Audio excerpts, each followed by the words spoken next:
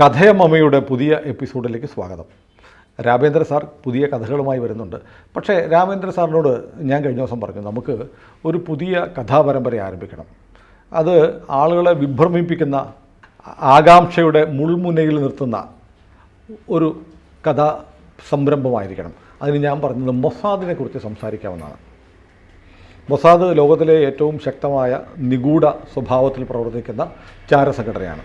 മൊസാദിൻ്റെ കഥകൾ കഥയമമ്മയിൽ ഇനി അവതരിപ്പിക്കാൻ പോവുകയാണ്. അതിൻ്റെ തുടക്കം എന്ന നിലയിൽ മൊസാദിൻ്റെ ചരിത്രമൊന്നും പറയുന്നില്ല, മൊസാദ് നടത്തിയ ഒരു ഓപ്പറേഷൻ്റെ കഥ പറഞ്ഞ് മൊസാദിലേക്ക് നമ്മൾ പോകാൻ പോവുകയാണ്. വരും ദിവസങ്ങളിൽ മൊസാദിൻ്റെ ഒരുപാട് കഥകൾ കഥയമമ്മയിലുണ്ടാവും. പ്രേക്ഷകർ കൂടെ ഉണ്ടാവണം. രാമേന്ദ്ര സാർ ഇന്ന് മൊസാദിൻ്റെ ഒരു ടിപ്പിക്കൽ ഓപ്പറേഷൻ്റെ കഥ കഥയമമ്മയിൽ പറയും. ഇത് വാഡി ഹദാദ്, അബൂഹാനി. ഈ ആദ്യകാലത്തൊക്കെ വായിക്കുമ്പോൾ അബൂഹാനി എന്ന് മാത്രമേ നമ്മൾ കേട്ടിരുന്നുള്ളൂ. ഇപ്പോഴൊക്കെയാണ് ഈ വാഡി ഹദാദ് എന്നായിരുന്നു ശരിക്കുള്ള പേര്. ഇത് എവിടെ സംഭവം? ഇത് സംഭവം നടന്നത് ബാഗ്ദാദിൽ നടന്ന ഓപ്പറേഷനാണ്. ഈ പറഞ്ഞ സ്ഥലത്തിൻ്റെ ഇത് മറ്റേ പലസ്തീൻ ലിബറേഷൻ ഓർഗനൈസേഷൻ്റെ നേതാവിന്റെ പേരാണ് വാഡി. ബാഗ്ദാദിൽ വെച്ചാണ് കൊല്ലപ്പെട്ടത്.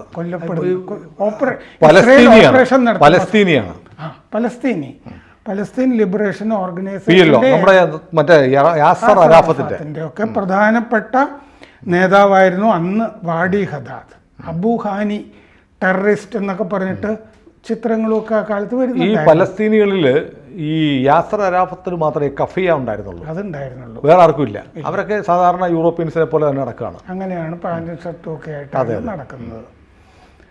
വലിയ ധനികരുമൊക്കെയാണ്. ഈ ഖത്തറിൽ താമസിക്കുന്നവർക്ക് 25,000 കോടി രൂപയോളം 3 ഈ ഹമാസ് നേതാക്കൾക്ക് അസറ്റ് ഉണ്ടായിരുന്നു എന്നാണ് പറയുന്നത്.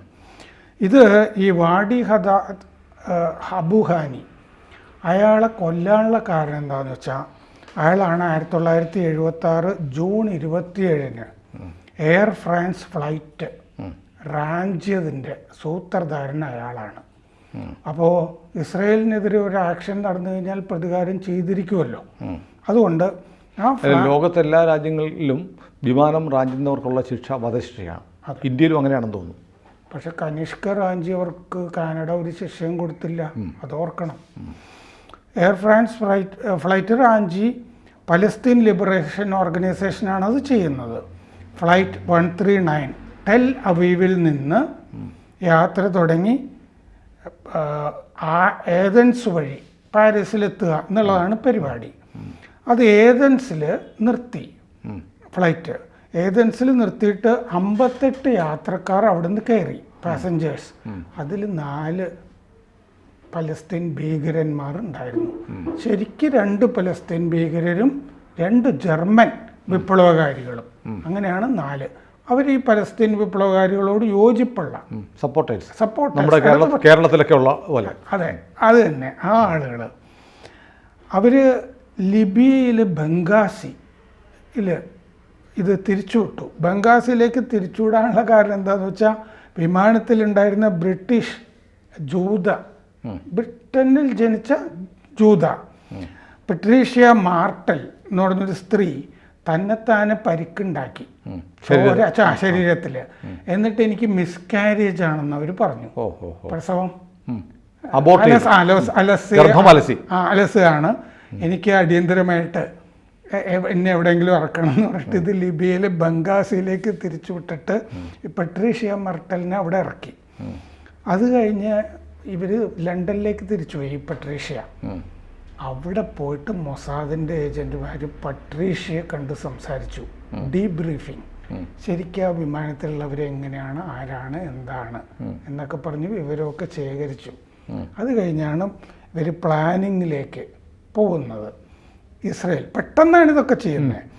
7 മണിക്കൂർ കഴിഞ്ഞിട്ട് ഉഗാണ്ടയിലെ എൻഡബെ വിമാനത്തിൽ, അതാണ് ഈ ഓപ്പറേഷൻ എൻഡബെ എന്ന് പറയുന്നത്, 90 minutes at എൻഡബെ എന്ന് പറഞ്ഞ പുസ്തകമൊക്കെ ഉള്ളത്.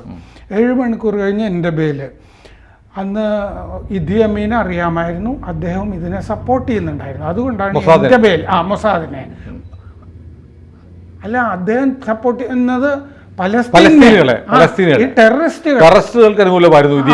അതുകൊണ്ടാണ് എൻ്റെ അതാണ് എനിക്ക് സംശയം വന്നത്. അതായത് ചോദിച്ചത് എൻ്റെ പേര് അതിന് ഈ ഒരു കമാൻഡോ ടീമിനെ ഇസ്രയേൽ അയക്കുന്നു. ഇന്നത്തെ നെതന്യാഹുവിൻ്റെ സഹോദരൻ ജോനാഥൻ നെതന്യാഹു ലഫ്റ്റനന്റ് കേണലായിരുന്നു. അദ്ദേഹമാണ് ടീമിൻ്റെ ലീഡർ, ഈ മൊസാദിൻ്റെ ഓപ്പറേഷണൽ ലീഡർ. നെതന്യാഹുവിൻ്റെ ഫാമിലി അത്ര മോശം ഫാമിലി അല്ല, വളരെ ഒരു ഹീറോ. ഇത് നെതന്യാഹുവിനും ഉണ്ട് അവിടെ, ഇങ്ങയുടെ ബ്രദറാണെന്നുള്ളതുകൊണ്ട് അവിടുത്തെ ഒരു നാഷണൽ ഹീറോയാണ് Yonatan Netanyahu. Operation Thunderbolt എന്നുള്ളതായിരുന്നു പേര്. ഈ ഓപ്പറേഷൻ അവർ വിജയകരമായിട്ട് നടപ്പാക്കി. പക്ഷേ യോനാഥൻ കൊല്ലപ്പെട്ടു. ബാക്കി കമാൻഡോസൊക്കെ ജീവിച്ചു. യോനാഥൻ മാത്രം ആ ഓപ്പറേഷനിൽ കൊല്ലപ്പെട്ടു. മറ്റവരെയൊക്കെ കൊന്നു, ഈ 4 ഭീകരന്മാരെയൊക്കെ കൊന്നു. ഇനിയിപ്പോൾ ഇതിന് പ്രതികാരം ചെയ്യണമല്ലോ, അതുകൊണ്ടാണ് മറ്റവരെ കണ്ടത്. ഈ ഹദ്ദാദ്, ഇത് സൂത്രധാരൻ ബാഡി ഹദ്ദാദ് ആണെന്ന് കണ്ടെത്തി. ഈ ഹദ്ദാദ് 18 മാസം ബാഗ്ദാദിലും ബെയ്റൂട്ടിലുമാണ് താമസിക്കുക. ലെബനൻ്റെ തലസ്ഥാനം ബെയ്റൂട്ട്, ബാഗ്ദാദ് ഇറാഖിൻ്റെ തലസ്ഥാനം. അവിടെ മാറി മാറി താമസിക്കും. ഇപ്പം ബാഗ്ദാദിലാണല്ലോ ഇറാനിലെ ടെഹ്റാനിലാണല്ലോ മറ്റേയാളെ കൊന്നത്, ഇറാഖിൽ. അപ്പോൾ ഇയാളുടെയും വേറബൌട്ട്സ് ഒക്കെ നന്നായിട്ട് അന്വേഷിച്ചിട്ടാണ് ഓപ്പറേഷനിലേക്ക് കടക്കുന്നത്. അങ്ങനെ അറബ് രാജ്യത്ത് വലിയ ബഹളമൊന്നും ഉണ്ടാക്കണ്ട, ഇപ്പം ഖത്തർ ആക്രമിക്കാത്ത പോലെ തീരുമാനിച്ചു. അറബ് രാജ്യത്ത് പോയി വലിയ ഒച്ചപ്പാട് വേണ്ട, തോക്ക് ഉപയോഗിക്കണ്ട, ശബ്ദമൊന്നും ഉണ്ടാക്കണ്ട എന്നർത്ഥം. ഈ ഇര മരിച്ചു കഴിഞ്ഞാൽ അതൊരു രോഗം വന്ന് മരിച്ചു പോയതാണെന്നുള്ള ഒരു തോന്നലുണ്ടായിക്കോട്ടെ, ഇത്രയും തീരുമാനിച്ചിട്ട് പുസ്തകങ്ങളിൽ കാണുന്നത് ഏജന്റ് സാഡ്നസ്, അയാളുടെ പേര് ഇപ്പോഴും അറിയില്ല. ഏജന്റ് സാഡ്നസ്, ദുഃഖം എന്ന് പറഞ്ഞ ഏജന്റിനെ ഇത് ഏൽപ്പിച്ചു. ജനുവരി 10, 1978. അന്ന് ഇങ്ങനെ എന്ത് ചെയ്തു എന്ന് വെച്ച് കഴിഞ്ഞാൽ നുഴഞ്ഞു കയറിയിട്ട് ഈ ഹദ്ദാദിൻ്റെ വലയത്തിലേക്കൊക്കെ നുഴഞ്ഞു കയറിയിട്ട് അയാളുടെ ബാത്റൂമിലെ ടൂത്ത് പേസ്റ്റ് ഇല്ലേ അത് റീപ്ലേസ് ചെയ്തു. അങ്ങേര് ഉപയോഗിച്ചിരുന്ന ടൂത്ത് പേസ്റ്റിൻ്റെ പാക്കിങ്ങും എല്ലാം അങ്ങനെയൊക്കെ അതെ, വിഷം അടങ്ങിയ എന്നാൽ ടൂത്ത് പേസ്റ്റ് ആണെന്ന് തോന്നും, ഒരു മിക്സഡ് സാധനം. ആ സാധനം ഉണ്ടാക്കിയത് ഇൻസ്റ്റിറ്റ്യൂട്ട് ഫോർ ബയോളജിക്കൽ റിസർച്ച് നെസ് സിയോണ എന്ന് പറഞ്ഞ സ്ഥലത്ത് ഇസ്രയേലിൽ. അവരാണ് ഈ വിഷം കണ്ടെത്തി ഇതിലേക്ക് നിറച്ചു കൊടുത്തത് ടൂത്ത് പേസ്റ്റിലേക്ക്. അത് വായിലുള്ള മ്യൂക്കസ് മെംബ്രെയിൻസിലേക്ക് കയറിയിട്ട് രക്തത്തിൽ അലിഞ്ഞ് ചേരും വിഷം. അങ്ങനെ പതുക്കെ ഉടനെ മരിക്കുകയല്ല, ഒരു തവണ പല്ല് തേച്ചിട്ടും മരിക്കില്ല. പല്ല് തേച്ച് മരിക്കണം. പല്ല് വൃത്തിയാക്കി മരിക്കണം. അങ്ങനെ ബ്രഷ് ചെയ്യുമ്പോഴാണ് ഇത് വിഷമുള്ളിലേക്ക് കയറുന്നത്. ഈ ഓപ്പറേഷൻസിന് ഇങ്ങനെ മനുഷ്യനെ കൊല്ലുന്നതിന് ലോ സിഗ്നേച്ചർ ഓപ്പറേഷൻ ഇതിന് ശേഷം പേര് വീണു.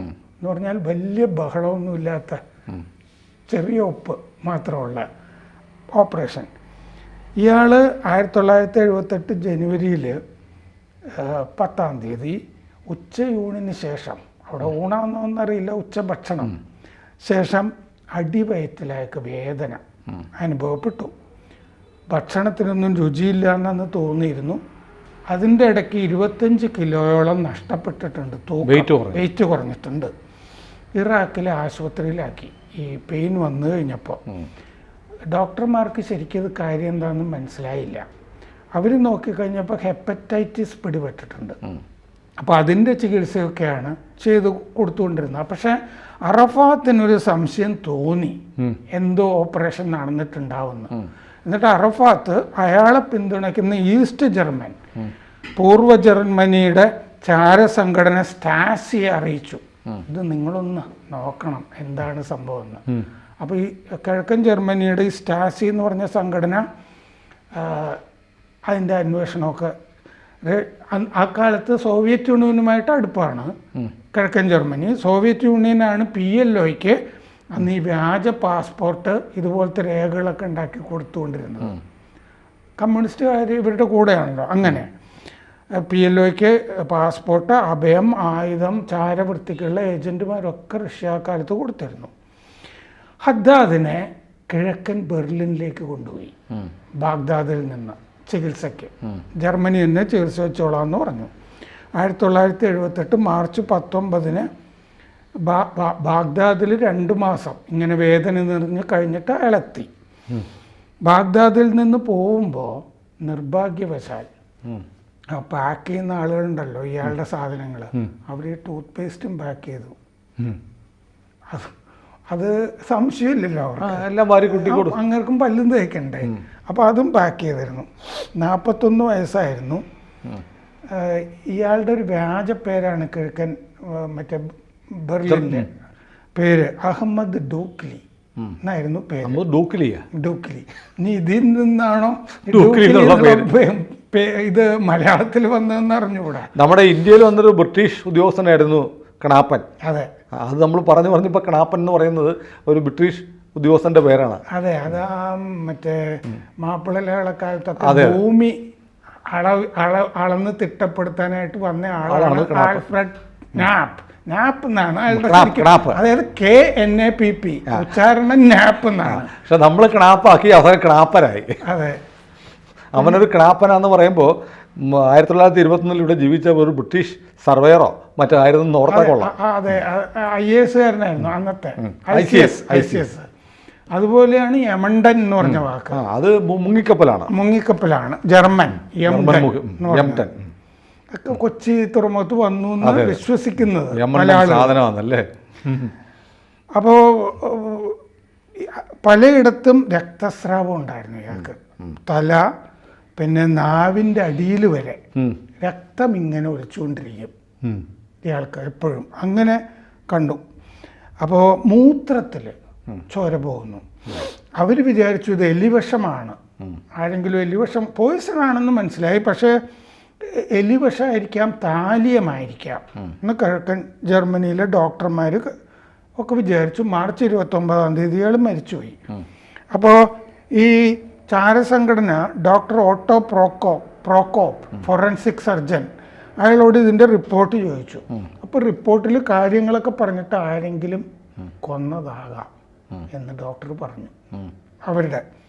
അങ്ങനെ അന്വേഷിച്ച് വന്നപ്പോഴാണ് ഈ ടൂത്ത് പേസ്റ്റ് ആകാം എന്ന് കണ്ടെത്തിയത്. അത് കഴിഞ്ഞിട്ട് പിന്നീട് 2010 ഇവർ ഈ സ്റ്റാസി കിഴക്കൻ ചാരസംഘടന ജർമ്മനിയുടെ ഈ ഇറാഖിൻ്റെ ചാരസംഘടനയോട് പറഞ്ഞു, ഇനി മുതൽ നിങ്ങൾ അണുബോംബൊക്കെ ഉണ്ടാക്കാനൊക്കെ ശ്രമമുണ്ടല്ലോ, ഈ ശാസ്ത്രജ്ഞന്മാർ എവിടേക്കെങ്കിലും പോകുമ്പോഴും സഞ്ചരിക്കുമ്പോഴും എപ്പോഴും നിങ്ങൾ ടൂത്ത് പേസ്റ്റ് ചെക്ക് ചെയ്യണം എന്ന് പറഞ്ഞു. ശാസ്ത്രജ്ഞന്മാരാണ് പ്രധാനപ്പെട്ട ടാർഗറ്റ്, അണുബോംബ് ഉണ്ടാക്കേണ്ടതാണ്. അപ്പോൾ ഇത് എപ്പോഴും ചെക്ക് ചെയ്തുകൊണ്ടിരിക്കണം എന്ന് പറഞ്ഞു. ഈ സംഭവത്തിനെ പറ്റി 2 പുസ്തകങ്ങൾ 2006 ആർണോൺ ജെ ക്ലീൻ എഴുതിയ സ്ട്രൈക്കിംഗ് ബാക്ക് എന്ന് പറഞ്ഞൊരു പുസ്തകം വന്നു. അതിൽ വിഷമുള്ള ചോക്ലേറ്റ് കൊടുത്തിട്ടാണ് ഇയാളെ കൊന്നതെന്ന് പറഞ്ഞിരുന്നു. അത് കുറച്ചും കൂടി ഭേദഗതി ചെയ്തിട്ടാണ് 2018 റൊനാൻ ബെർഗ്മാൻ എഴുതിയ റൈസ് ആൻഡ് കിൽ ഫസ്റ്റ് എന്ന് പറഞ്ഞ പുസ്തകത്തിലാണ് ഇത് ടൂത്ത് പേസ്റ്റ് ആയിരുന്നു എന്ന് പറഞ്ഞിരിക്കുന്നത്. അപ്പോൾ നമ്മുടെ ശാസ്ത്രജ്ഞന്മാരും ഒക്കെ പോകുമ്പോൾ ടൂത്ത് പേസ്റ്റ് ഒക്കെ പരിശോധിക്കുന്നുണ്ടാവും. എല്ലാ കാര്യങ്ങളും ചെരുപ്പും ഒക്കെ നോക്കണം. ചെയ്യുന്നുണ്ടാവും ഏജൻസികൾ. ഇപ്പോൾ നമ്മുടെ ഇപ്പോൾ ISROയുടെ ചെയർമാൻ സോമനാഥ് ഉൾപ്പെടെയുള്ള ആളുകളൊക്കെ ഉണ്ടല്ലോ, അവർക്കൊക്കെ വലിയ സെക്യൂരിറ്റി അല്ലേ കൊടുക്കുന്നത്. ഇപ്പോൾ ഹോമി ബാബ മറ്റേ വിമാനാപകടമൊക്കെ അന്ന് ഉണ്ടാക്കിയതാണല്ലോ. ഇതുപോലത്തെ അല്ല, ടൂത്ത് പേസ്റ്റ് ഒന്നുമല്ല. കൂടുതൽ പാസഞ്ചേഴ്സ് ഉണ്ടായിരുന്നു, 200-300 പാസഞ്ചേഴ്സിനെ ഒന്നിച്ച് കൊല്ലുക. അതെ അതെ. ഇപ്പം നമ്മുടെ ഈ ഞാൻ പറഞ്ഞ സോമനാഥിൻ്റെ കാര്യത്തിൽ അദ്ദേഹത്തിന് കമാൻഡോ സംരക്ഷണമൊക്കെ ഉണ്ട്. അപ്പോൾ ഏതായാലും ഇന്നത്തെ മൊസാദിൻ്റെ ഒരു ഓപ്പറേഷൻ്റെ കഥ വളരെ വ്യത്യസ്തമാണ്. പുതിയ കഥകളും മൊസാദിനെ കുറിച്ചും കൂടുതൽ അറിയണം. വരും ദിവസങ്ങളിൽ പ്രേക്ഷകർ നമ്മുടെ കഥയമമ്മ മുടങ്ങാതെ കാണുക. ഒരുപാട് കഥകൾ മൊസാദിൻ്റെ മാത്രമല്ല, തുടർച്ചയായി മൊസാദിൻ്റെ കഥയല്ല നമ്മൾ പറയാൻ പോകുന്നത്. ഇടയ്ക്കിടയ്ക്ക് മൊസാദിൻ്റെ കഥയും പറയും. ഒരുപാട് അത്ഭുത കഥകളുമായി നമ്മൾ വീണ്ടും വരുന്നുണ്ട്. കൂടെ ഉണ്ടാവുക. കൂടുതൽ വാർത്തകളും വിശേഷങ്ങളും നിങ്ങളിലേക്ക് എത്താൻ ABC മലയാളം സബ്സ്ക്രൈബ് ചെയ്യുക, ബെൽ ബട്ടണും അമർത്തുക.